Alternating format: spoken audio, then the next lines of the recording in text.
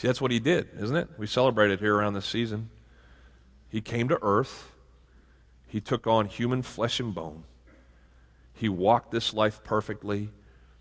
And then in one glorious circumstance, he walked up a hill, stretched out his arms on a Roman cross, and died a glorious death. Horrible, but glorious death. Because in that death, every sin that had ever been committed by any person in this room, in any part of the world, had been imputed to him. He bore the unrighteousness of all mankind. And in doing so, he created the miracle pill.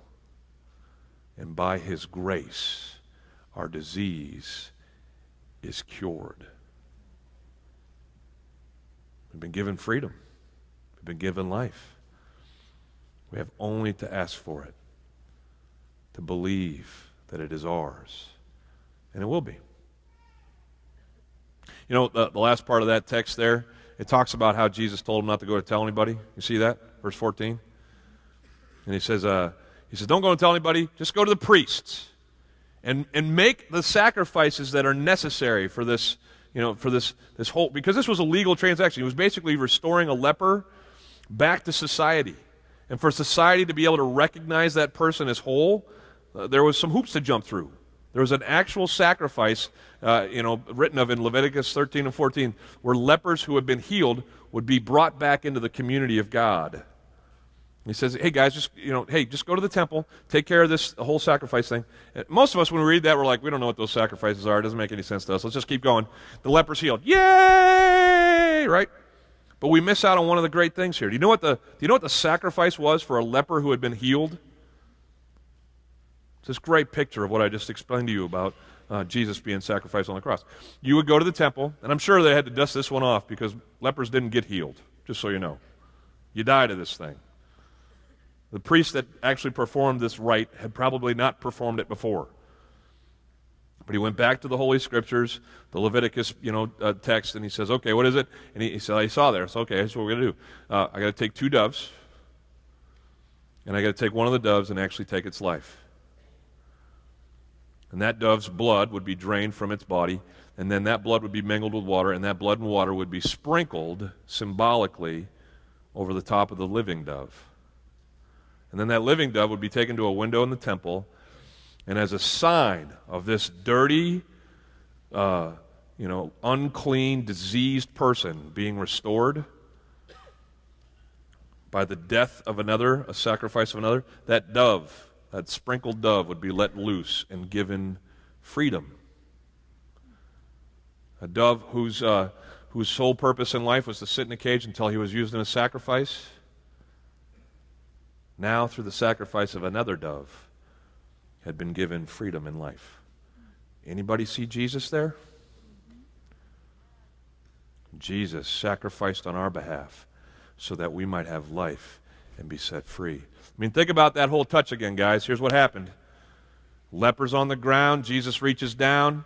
All of the disease that was in the leper, into Jesus. All of the life that was in Jesus, into the leper. It's that exchange that comes when we put our faith in Jesus Christ. He gives us grace. He gives us grace. Back in the late 1700s, a guy by the name of John was living a hard life. He latched on with a bunch of slave traders from his native England, and they had made trips back and forth to Africa to purchase slaves so that they could be sold back in their homeland.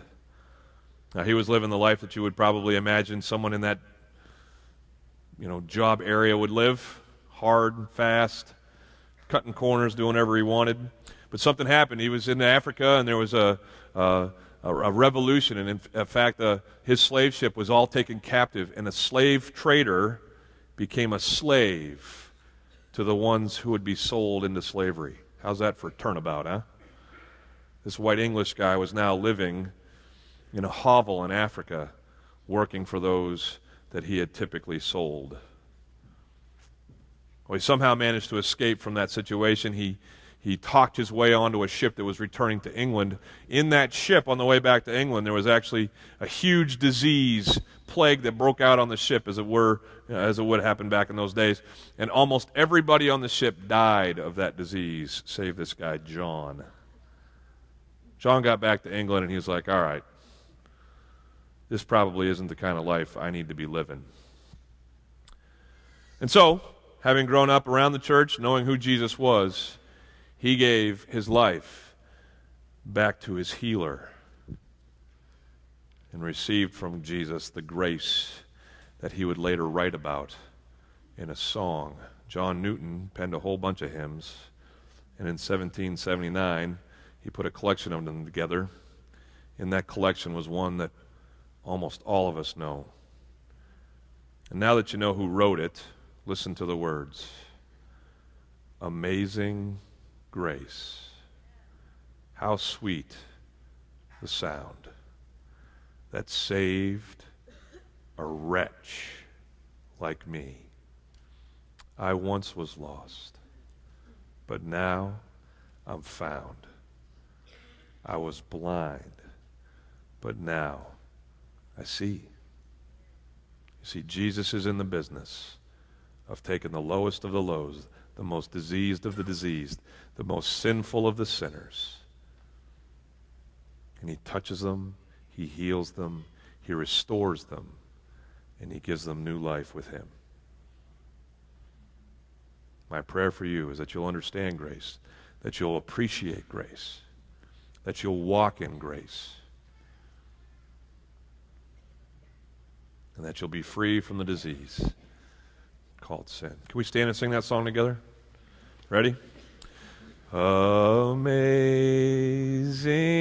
grace, how sweet the sound that saved a wretch like me.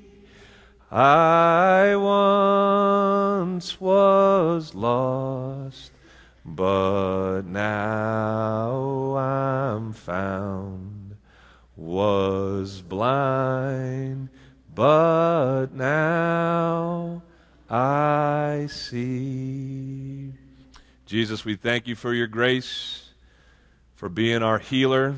May we come to you, God, face down, asking you in faith for what we need. It's in your precious name, Jesus, that I pray these things. Amen. If you want to talk to someone this morning and pray about some of the things that might be holding you back, you can come down and pray with our prayer team. I'm going to be out here dunking somebody. We would love to celebrate with them. So you come on out and hang out with us while I get this guy baptized. Everybody with me? I'll see you.